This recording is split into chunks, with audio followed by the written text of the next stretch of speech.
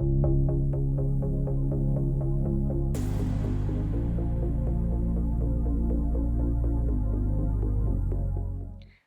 to release 2 of my Rhythmic knit along.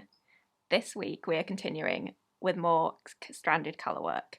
So this week my design is called Chords, and this is inspired by a combination of 3 or more notes played simultaneously together, and that makes me think of triangles when we're thinking of 3 or more chords, hence why I've done this nice repeat pattern of a triangle on the fabric. So the Stranded Colourwork reflects this nice pattern, and this week we're going to be learning more about stranded colourwork. So for this we'll be needing 2 shades of pure wool worsted yarn, and we'll be learning a few tips and techniques in this tutorial. So what we'll be learning is how to read a stranded colourwork chart and lots of ways you can help yourself whilst reading this. And we'll also be learning how to catch these floats at the back of your work. So when you're knitting across more, so 5 or more stitches, you might want to catch your floats so you don't have long strands at the back of your work puckering it, and we'll be learning how to stop that in this tutorial. For release 2 in the Chords square, we're now working from a colourwork chart. We can see in the written pattern that we need to cast on 37 stitches in yarn A. Here is the chart that accompanies the written pattern, so now we are going to be working from the chart for the rest of the pattern. We can see in these squares here that we have 37 stitches that we've cast on, and along the top we have 38 rows that we'll be knitting. Each square in the chart is each stitch, and with the key here we can see that the blank squares are yarn A, and the squares with dots in will be our yarn B when we're working the chart. So we're working flat, so that means we'll be working our right side rows and our wrong side rows. So row 1 on the chart will be our right side row, and we'll be reading it right to left. So we'll be knitting along the first row to the end, and then on our second row we'll be working all stitches purl, and we'll be reading left to right. Now to follow a chart, there's some great ways to help you. Things you can pick up from the stationery shops like highlighter tape are a great way when you're on the move to remember where you are. So you can be placing it on the row you are, and you can still see what's underneath. And it's easy to peel off and move up row by row so you can keep track of where you are.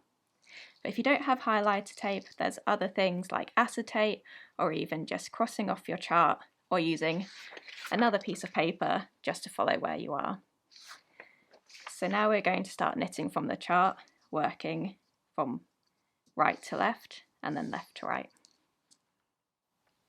I've worked up to here in the chart, which you can see represented here in my knitting. So here we are carrying our yarn at the back of the work, and this is what we call floats. Now sometimes floats across lots of stitches get a bit long, and you might not want them to be caught. So here is it left with the floats, but if you're concerned with that catching, as it is a blanket catching on anything you're wearing or pets, we can catch this yarn here so it's a bit tighter and it won't be caught, and I'm going to show you how to do that now.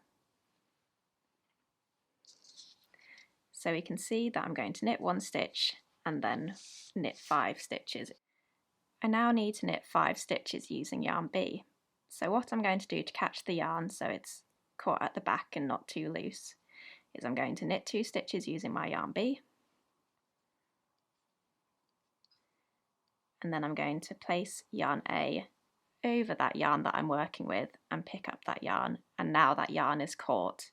So when I knit this stitch, this yarn is now travelling as well at the back of my work and is tighter.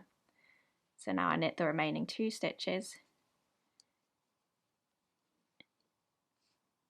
in yarn B, and now I'm back to knitting 1 stitch in yarn A.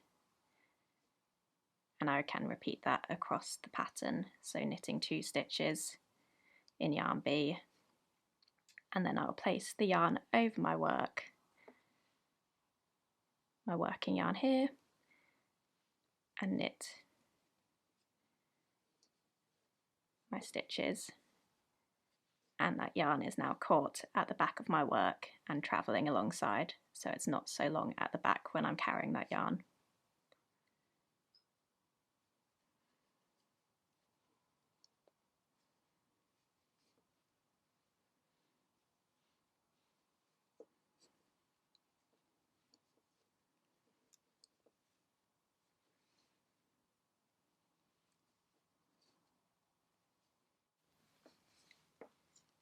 We are now working the wrong side row of our chart, and we're going to purl every stitch now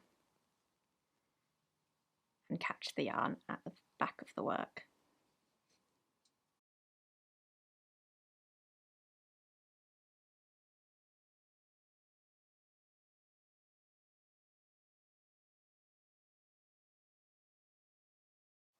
So again, I'm going to knit 2 stitches using yarn B,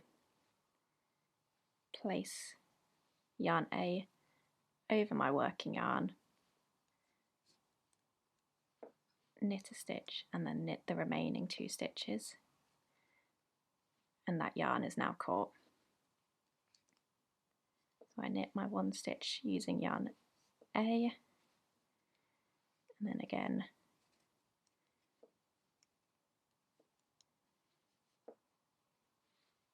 catch my work over the top of my yarn B, knit that stitch and knit 2 stitches, and that yarn is caught.